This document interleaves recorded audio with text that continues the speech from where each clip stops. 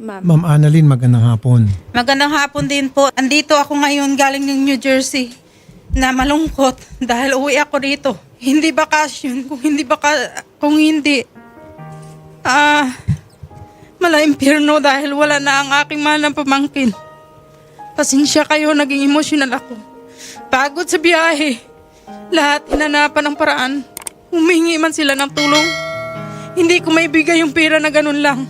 Pero hindi ko pinagdadamot.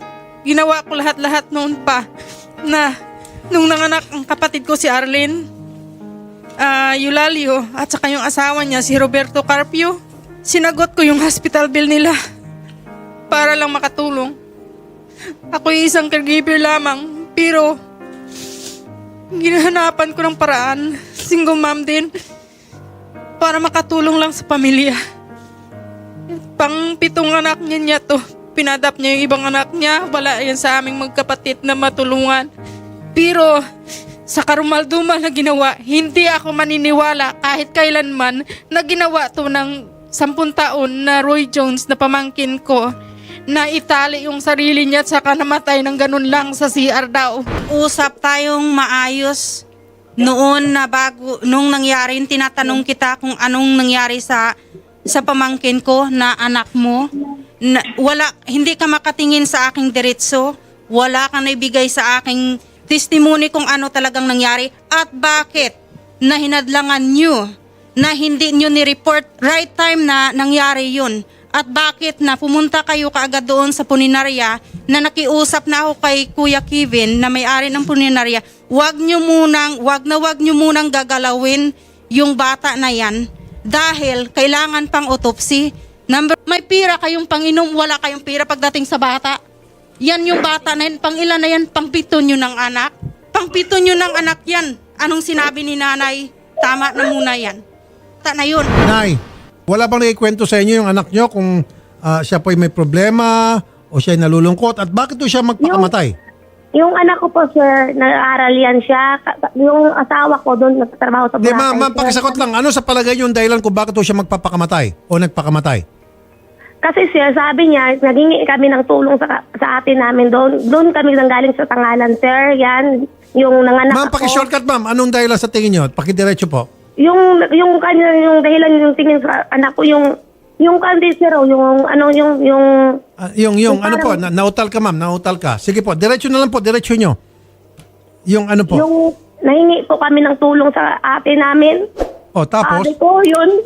Sabi niya, buti pa sa Calgary, tinutulungan nila. Paano tayo mahindi? Sinabi niya yun, sir. Sa bahay namin kasi sira yan. Ma'am, ang layo naman sagot mo. So, kasi hindi kayo tinutulungan ng auntie, kaya nagpakamatay siya. Ang layo naman. Hindi niya problema yon. Ang problema niya yon na kung hindi kayo nabibigyan ng pera ng kamag-anak nyo. Hindi na dapat problema ng bata yon kung saan kukunin pagkain. Problema ng mga magulang yan.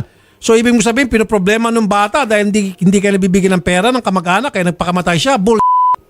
Kalokohan yun, ma'am.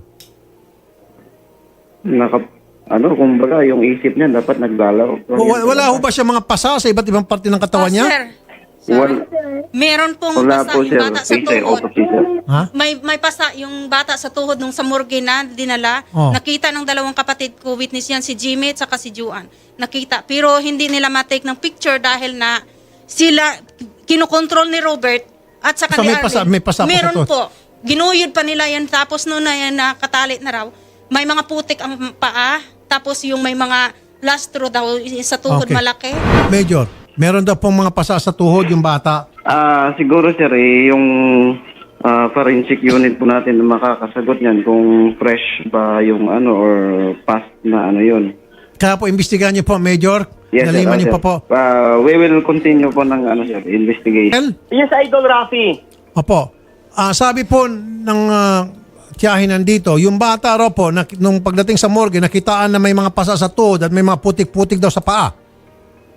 Yes po, Idol Rafi, medyo madumi po yung bata. Hindi po siya well knit. Tapos, mayroon siyang old na abrasion sa tuhod na parang nadapa. Pero medyo old na po, hindi po recent. Wala pong mga iba pang pasa sa iba't ibang parte ng katawan. Wala po, Idol Rafi. Robert, Yes, Sir Rafi, good afternoon po. Payag ka ba magpa-lie detector test para matulungan kita ng pinansyal yung sa inaasahan mo na tulong from me? Walang problema, Sir Rafi, kung ano po yung magawa na makatulong. Pa-lie Walang detector problema test po, kita. Sir Rafi. Pati misis mo, pati yung si Arlene. Opo, sir, walang problema po, sir, kung ano po yung Sige, gagawin, sir. ganito Walang problema po, sir. voluntary naman to. Sige, tatawagan ko yung NBI at ipalay detector test kayong dalawang magkasintahan. Okay? Padadala ko Walang dyan ng problema, sir. reporter. Walang problema Okay, very good. Colonel, pakituloy niyo po investigation niyo po. Colonel Fuentes, sir. Sir, my role is just to the autopsy manner and mechanism of death. Yung in charge po doon, yung investigator on case at yung chief of police ng local police station po, Idol. Opo. Ito na nga po, kausap ko kanina pa. Salamat po, Colonel. Sir? Maraming salamat po, Idol, at sana ay pagpalain po kayo ng Diyos. Opo, Colonel.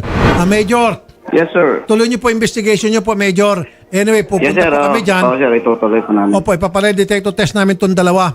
Itong si Robert saka si Arlene para magkalamanan. Yes, sir. Habang tuloy-tuloy ang ginagawa niyo investigasyon. Salamat po, Major. Yes, sir. Thank you so much, sir. Ma'am, punta muna kayo sa kabilang booth para Pwede kausapin po kayo ni Odette. sabihin ako. Sige po. Wag muna ipalibing yung pamangkin ko hanggat hindi makarating dyan ako. Okay, sige po. Sasabihin namin yan. Kasi pinapalibing nila na daw bukas eh. Hindi Okay, ako sige. papayag Papapigil po. natin yan. At saka yung 3 bata, pwede pong kunin muna sa kanila kasi natatakot po ako may mangyari na naman ulit. 3 bata, kunin na ngayon po. Early, Lisa. Please, Sandali. Yes po, Idol. i-release nila doon sa Okay. kapatid ko kay Nalisa. Pwede ba yung 3 bata? Buti na banggit pala. Meron natitirang 3 bata. Ilayo nyo muna, ma'am. Kunin nyo muna. Kukunin yung 3 bata ay Sir Rafi. Opo, ikustodiyan nyo muna kasi meron po naman talagang pag-admit mismo sa mga witnesses na binubugbog daw itong di umano nagpakamatay before his death. So siguro po para masiguro lang habang inimbisigan po natin PNP yung cause of death talaga, pakilayo po na yung 3 pang batang naiwan dyan. Sige, kakausapin ko po, Idol Rafi. At saka kung pwede daw, madam, anyway, kami nang bahala sa mga polis, wag muna ilibing para sa patuloy na investigasyon. Salamat po. Sige po. Sige po, Idol. So ma'am, yung 3 bata, pakikuha muna. Kunin Sige, niyo thank you po. Sige po. Niyo muna. Apo, Sige kami